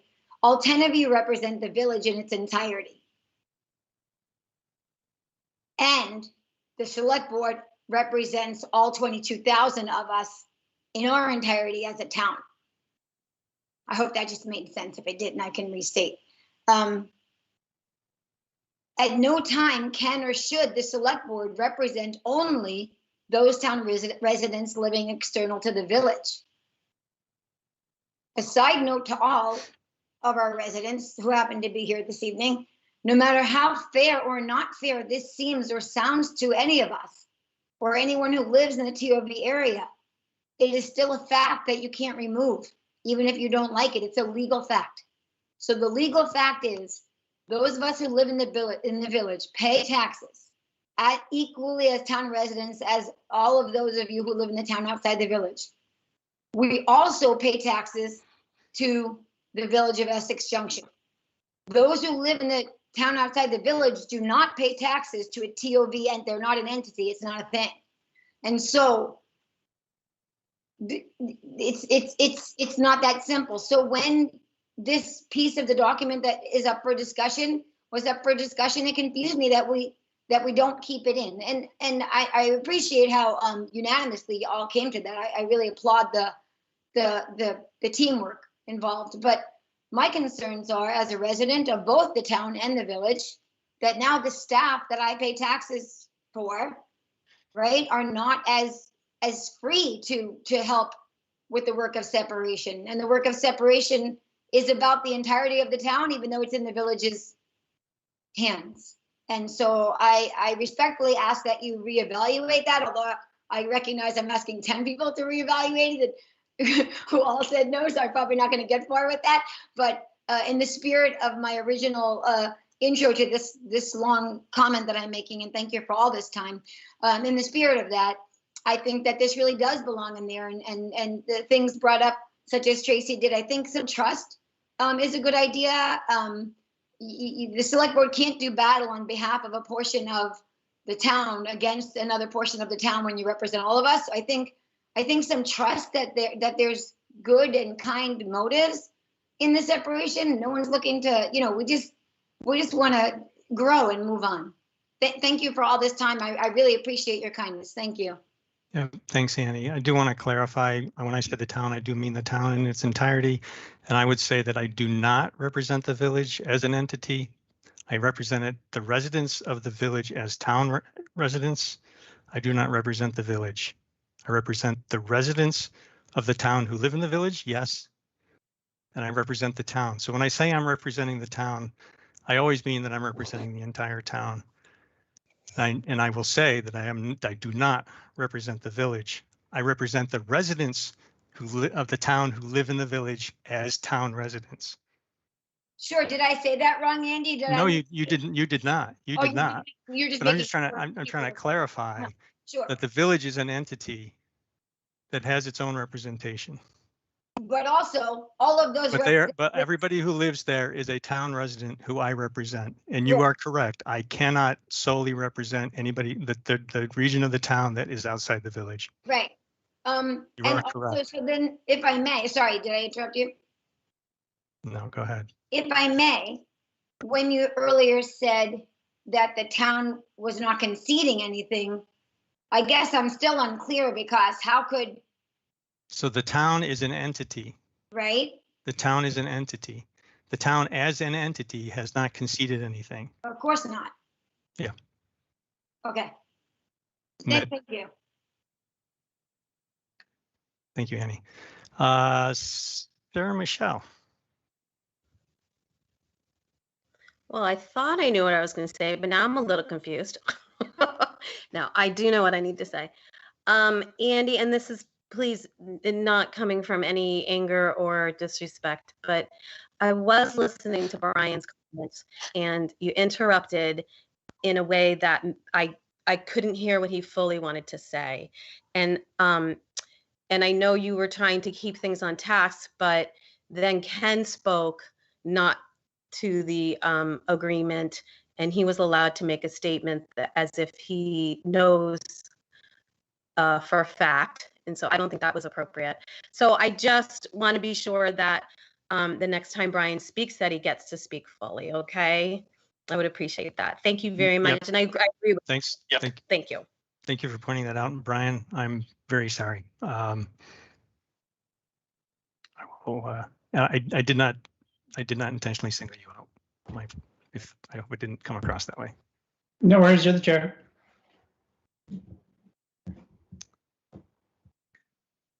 Okay. No other hands up. I'm gonna see. I do not see any other hands. Just scrolling down to see if there's anybody on the phone.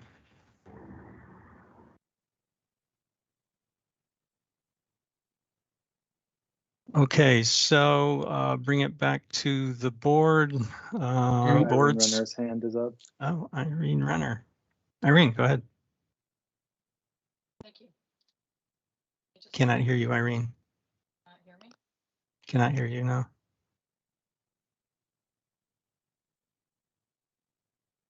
Can you hear me?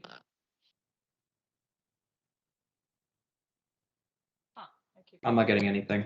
No. Is anybody else? Very, very faint. And here I am leaning closer to my computer to try to hear better. It doesn't work. It doesn't help, does it? Squeeze them. Are you able to hear me now? Yes. Thank you. I just heard Annie Cooper remind us that the select board represents everyone. Therefore, I would ask that the same thing I asked for in December of 2017 before we launched into the latest merger conversation. Please assure that the town outside the village has representation in any conversations going forward. The town outside the village is still a special taxing district, and it needs its unique voice heard. I noticed that in the 6th whereas in this resolution, it talks about the town of Essex is bound to look out for the interests of the town as a whole and recognizing that the needs and desires of the residents of different areas of the town are different. The village trustees will certainly speak up on behalf of folks in the village, but as Annie reminded us, people on the select board absolutely cannot speak up for the town outside the village residents. So if you're going to sign off on this 6th clause, acknowledging the differences, I would ask that you also add a high-level aspirational clause pledging to have an equal number of town outside the village representation as you do for village representation. When you meet, whether 4 of you meet to talk about future resolutions or anything else, with or without advance notice, or whether the joint boards meet talking about separation.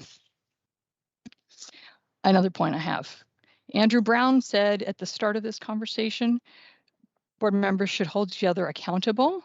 I don't know how you hold each other accountable when Pat Murray spoke earlier in the meeting telling us that his behavior was his business and it was not up to his peers to chastise him. Which is it, please? Are you allowed to rein in your board members that sit beside you figuratively? Point of order. This has nothing to do with the resolution in hand. It does. This is related to Andrew's comment, holding each other accountable, and that's what this resolution's about.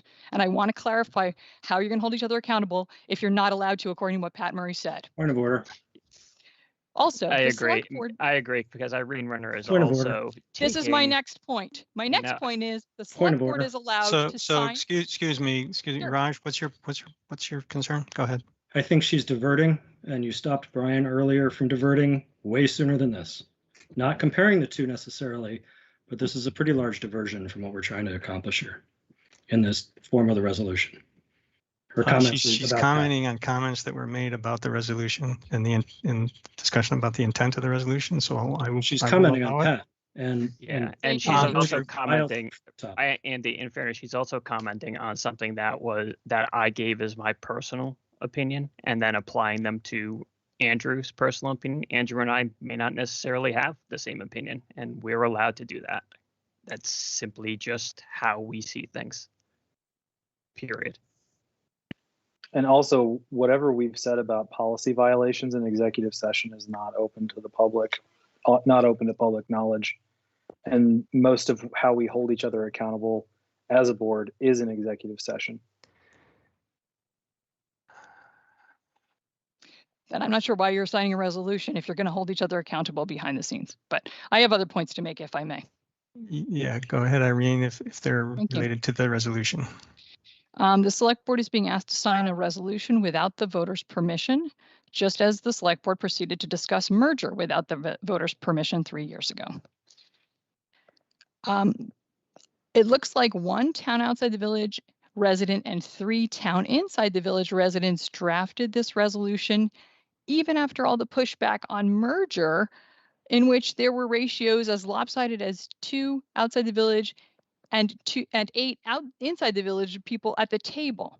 Because the populations of those 2 halves of town are equivalent, I think you've got to have equal representation in every interaction that you have.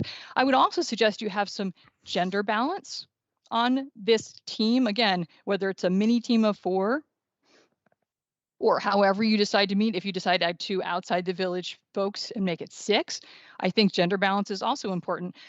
I heard Andy Watts say that Pat Murray was chosen because he was involved in the equity work, but I thought Raj was also involved in equity work. Am I wrong?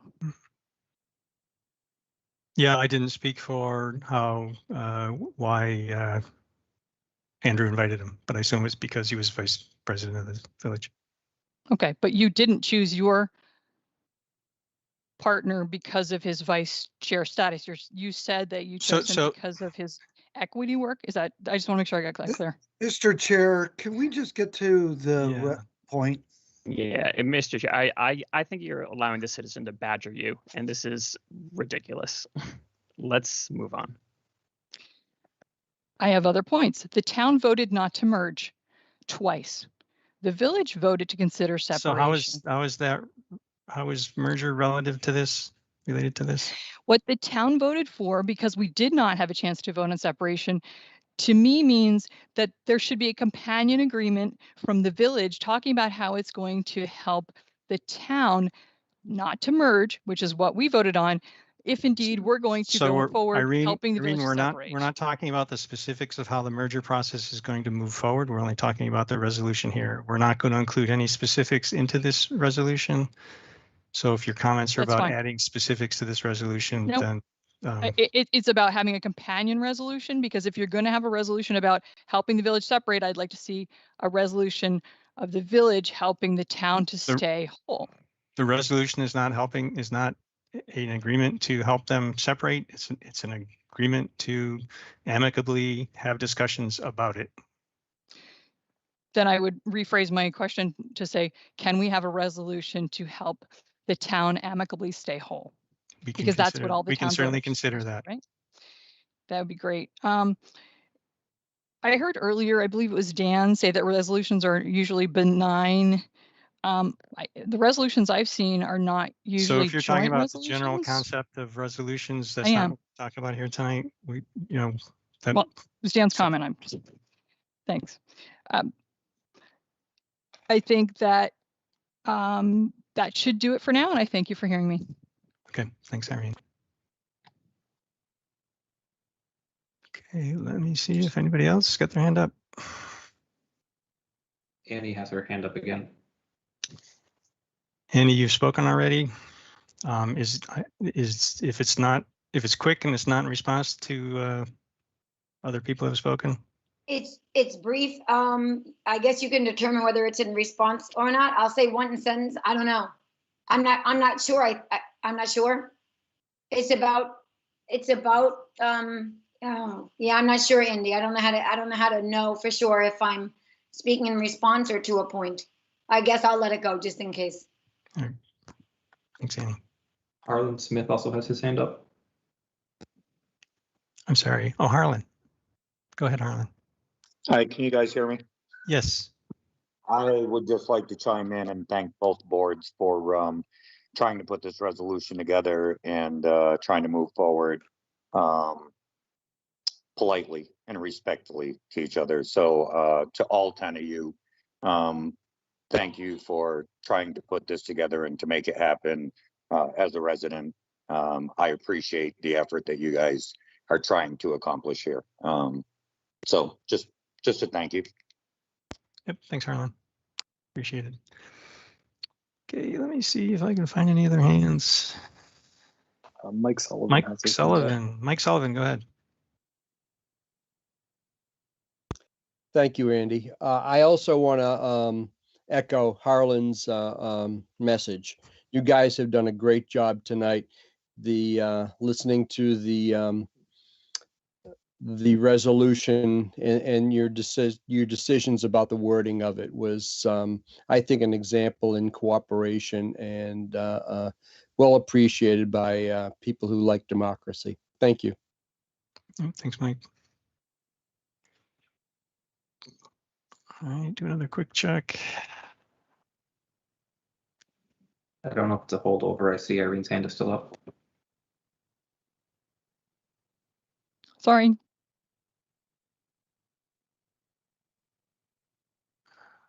Okay, let's see, one more quick check here. I keep refreshing the.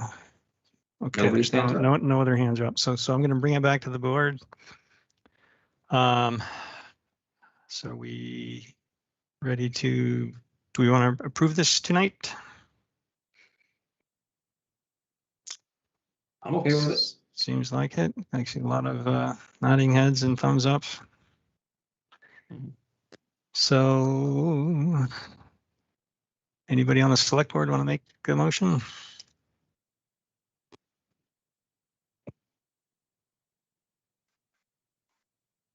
If not, I guess I'll do it. I move that the select board approve the joint resolution between the town of Essex Select Board and Village of Essex Junction Board of Trustees to investigate an amicable separation as amended. Seconded. Thanks for the second, Vince. Any further discussion? I'd just like to thank the trustees for their part in this and my fellow board members. Oh, thanks, Vince.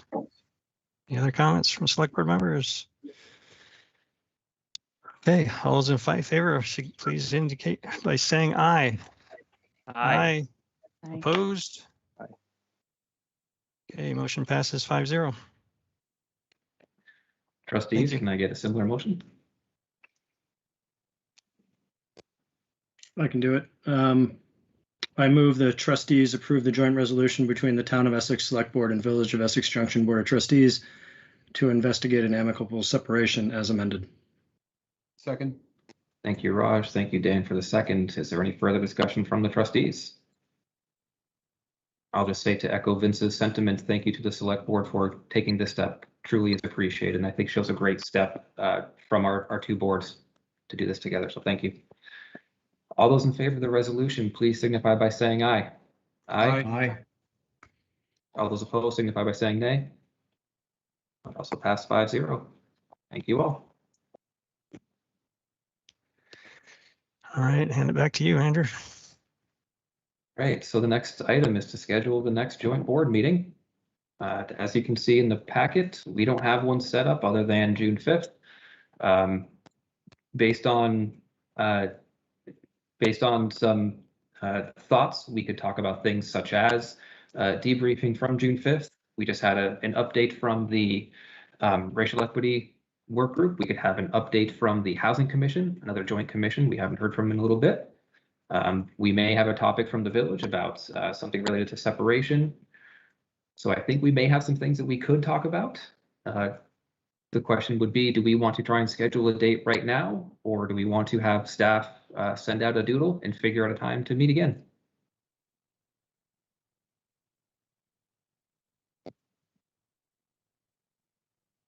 I would support the latter. To doodle? Just a fun word to say. Pat, I see your hand is up. Yeah, I mean, I'm fine with a doodle, and if I could also maybe not recommend, but get an idea of where the Cannabis Commission is, or if they've done any work, since the clock is kind of ticking a little bit on that. And just wondering, again, I'm not even sure if there's been any specific meetings on that, but an update, if they have met, would be good, because we need to know if there's going to be a timeline for a vote, when it might be, and that is a time-sensitive issue. Yes, sorry, that is the other thing. If board members, if you have other thoughts as to things that we should talk about, please also feel free to chime in with those.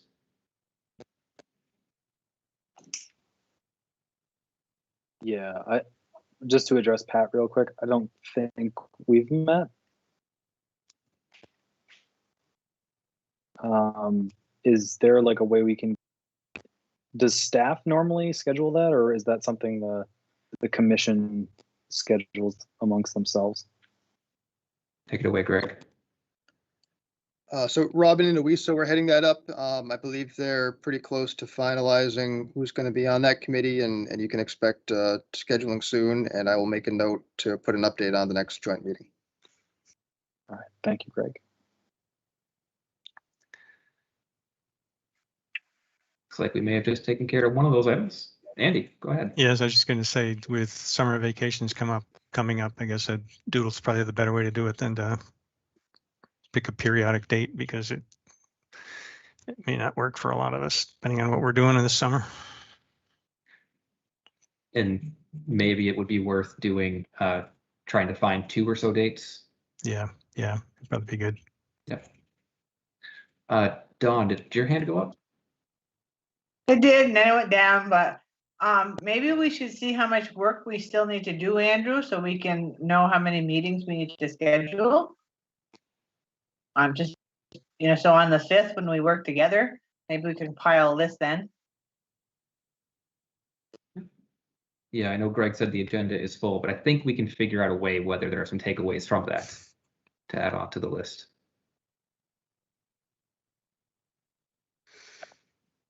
Yeah, maybe get the doodle out there and then just kind of agree at, on the 5th as to what our dates are looking like.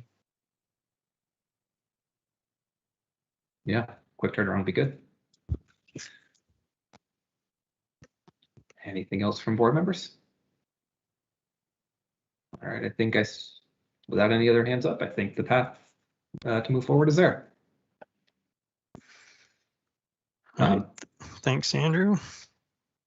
Next business item is executive session at the end of the meeting to discuss evaluation of public officials. So we'll circle back to that at the end of the meeting.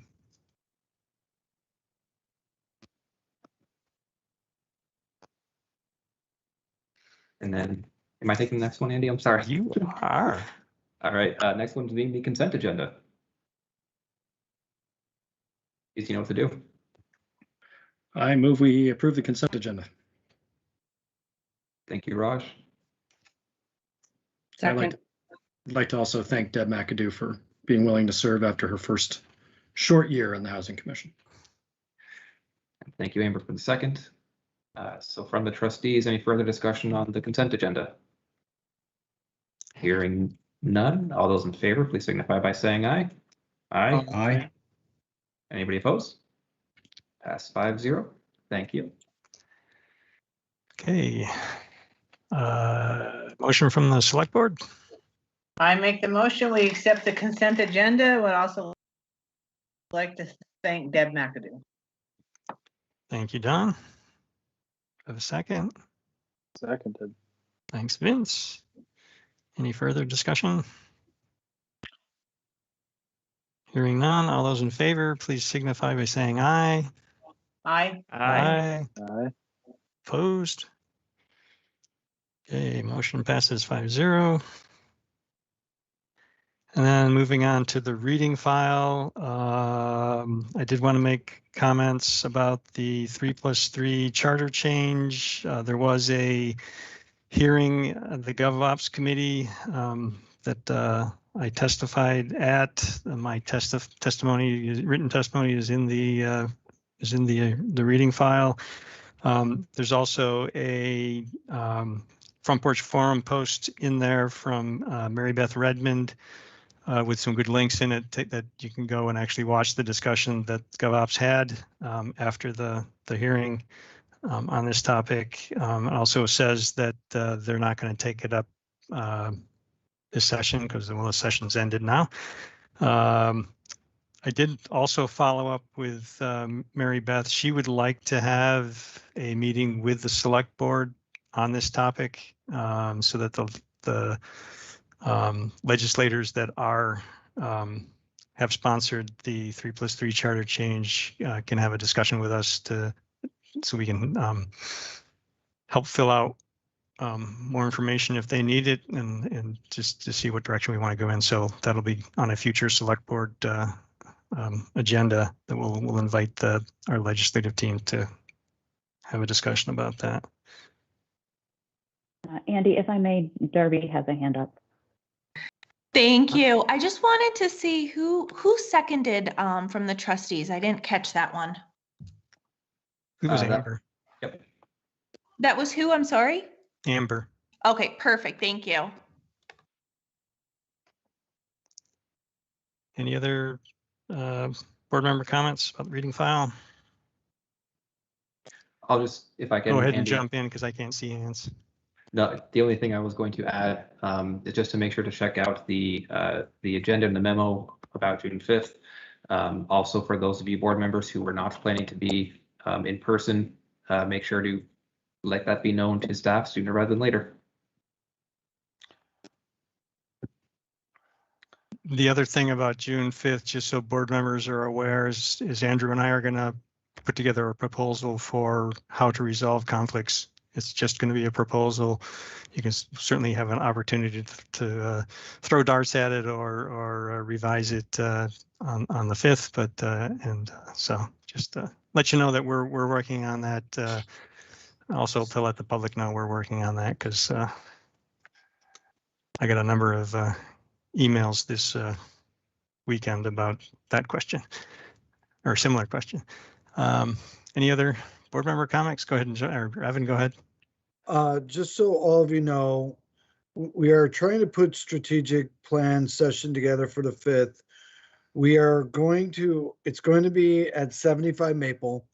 It's going to be in the back room. Right now, the governor's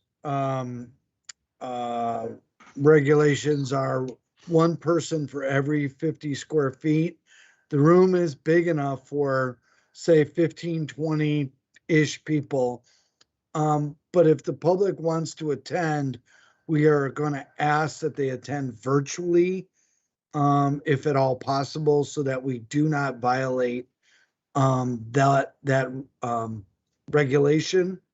But we feel that strategic planning is best when you're all in the same room, not just virtually. So that's what we're trying to do. We may get some different guidance in the next week or two from the governor, but we feel in terms of safety and spacing and being indoors, as we will be, we're going to try to space it out as best we can. And if the public does come, we are going to have to space them as well to in the room. So bear with us. Thank you. All right, any other board member comments? Again, just jump in because I can't see hands.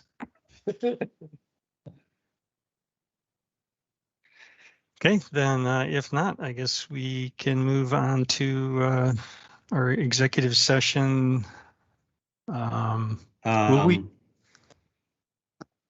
Did you send? I did not. This is George. I don't have a link for, and maybe I just looked for right. it. There is no meeting notice yet for I was going to point that out at the beginning of the meeting and completely forgot. I will create one and send it to you all right now. Yeah. Can you we're getting an email during a meeting. Can you please include Travis on that? Yes, we'll do. Thank you. Andy, it should show up right in Teams. Yeah, Don't it'll be email in your me. it'll be in your calendar and Teams, so you don't actually have to check an email during the meeting. Oh, true. Go to the calendar. True. Well, actually, we'll all right. Anyway, I won't tell you what I'm going to do between the two meetings. We could take 5. Are we So, coming back to this one? are we coming? That's a question I was going to ask. Yeah, do we need to come back? No, I don't believe we're making any decisions. We're not making any votes. Okay. All right. So, anybody on the select board want to make the appropriate motion? I move that the select board enter into executive session to discuss the proposed public official appointments No, in you're on the accordance wrong with one. one VSA. You're on the. Sorry, Vince. You're on the wrong. You got the wrong one. This is item All 6D. right. Sorry, my bad. That's the one okay. above it, right? Vince, I have it right here if you want me to. Go for it, Tracy. I move that the select board enter into executive session to discuss the evaluation of a public official in accordance with 1 VSA section 313A3 to include the select board, trustees, and HR director. Do we have a second? Second. Thanks, Pat. Any further discussion? Okay, all those in favor, please say aye. Aye. Aye. Opposed? Okay, motion passes 5-0. Go ahead, Andrew. Right, trustees, I'll just go ahead and I move that the trustees enter into executive session to discuss the evaluation of a public official in accordance with 1 VSA section 313A3 to include the select board and the HR director. Second. I'll second. Raj got it. Yeah, Raj had that one. Any further discussion on that?